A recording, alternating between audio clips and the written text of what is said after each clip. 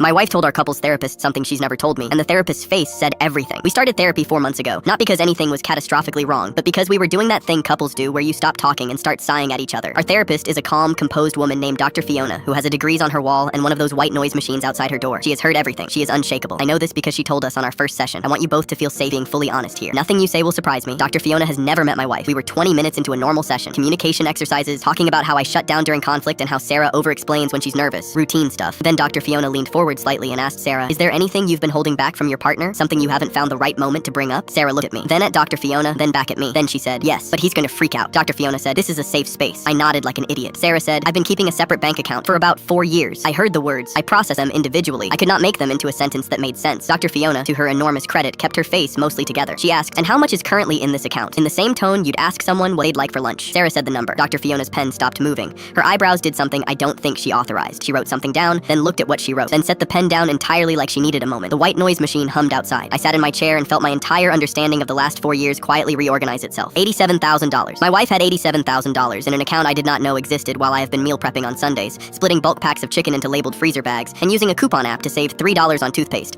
I thought we were tight. I suggested last summer that we skip the beach trip because, quote, "we should be responsible." Sarah agreed with me. She agreed with me, and then went home and checked on her $87,000. I said, "Where did $87,000 come from?" She said, "I've been selling furniture online. I need you to understand that my wife and I share a garage. I have been in that garage. I have walked through that garage to get to the recycling bin at least 3 times a week for 4 years. I thought she was organizing. I thought she had a decluttering phase that never ended. I once complimented her on how tidy she kept it. She said thank you. She was running a business, thrift store furniture. She'd find pieces, refinish them, and sell them on Facebook Marketplace. She had regulars. She had a system. She had a separate email address. She had $87,000. I had a coupon for Colgate." Dr. Fiona asked why she kept it secret. Sarah didn't even pause. She said, "Because the last time I made more money than him, he got weird about it." Dr. Fiona looked at me. I opened my mouth. I closed it. Because in 2019, Sarah got a promotion that bumped her salary above mine, and I, a grown adult man, handled it by being distant for a month, making one comment at a dinner party that I still regret, and suggesting we, quote, "reassess our financial roles as a couple." I was not my best self. I am aware of this. Apparently Sarah is also very aware of this and built an entire parallel economy because of it, Dr. Fiona said. "So, to make sure I understand, you built an $87,000 business in your shared garage over 4 years specifically to avoid triggering your husband's ego?" Sarah said, "Yes." Dr. Fiona wrote something on her notepad. She underlined it. Then she underlined it again. I leaned slightly to try to read it. I couldn't. Whatever it says, it is about me, and it is correct. Here's what I keep coming back to. I'm not angry about the money. The money is genuinely impressive. The money is the most impressive thing either of us has ever done. What I cannot fully recover from is that she built a thriving small business 6 feet away from me in our home, while I stood in the kitchen deciding whether the store brand pasta was worth the 80-cent savings. She was sourcing inventory. I was optimizing a grocery list. We were in the same house. Dr. Fiona recommended we continue weekly sessions and also suggested I explore why external success in my partner feels threatening. I suggested Sarah teach me how to flip furniture. She smiled and said, "That'll cost you." I said I'd use a coupon. She did not laugh. Dr. Fiona did, a little. She tried to hide it. She failed. I'm enrolled in the furniture course. Sarah is teaching it. $60 a session. She said it's a bargain. She's not wrong. The woman knows her margin.